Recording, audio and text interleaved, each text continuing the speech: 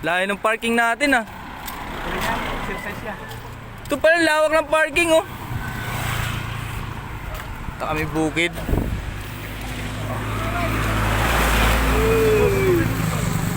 Odis, kulubis na naman ang Odis yan. Ito kami sa talo ng pagsanhan. Hakat po kami ng pagsanhan. Ito kami mga flowers.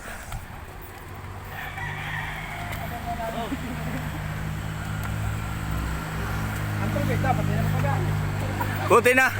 Buti na lang mahal, di ka sumama. Sigurado abot mo dito.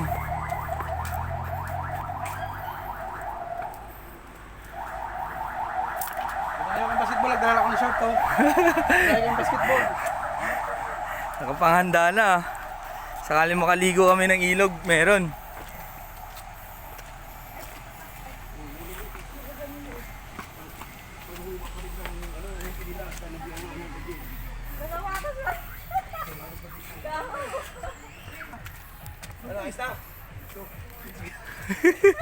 Pa di, may nakita akong pa dito, magandang talawin dito ah.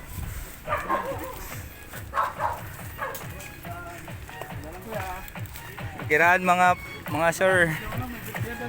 Oo nga daw, may birthday daw dito ah.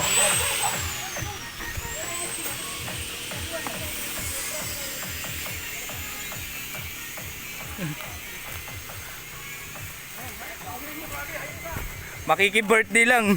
Lulusubin kahit sa gubat.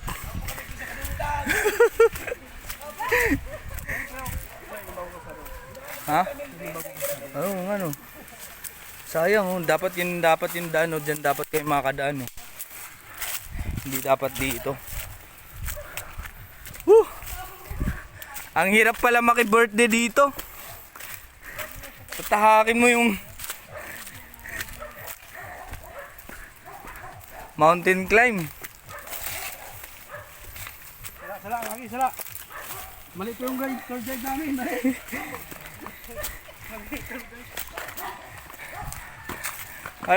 Dapat pagdating natin dun, gutom na tayo.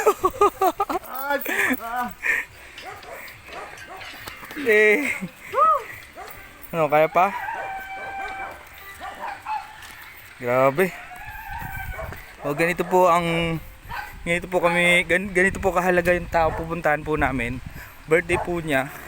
So syempre, punta lang kami para maki-birthday. Syempre, bisita na rin. Pero napakalayo talaga ng parking natin, Maday, no? So, binisita po namin si Tito Melchor.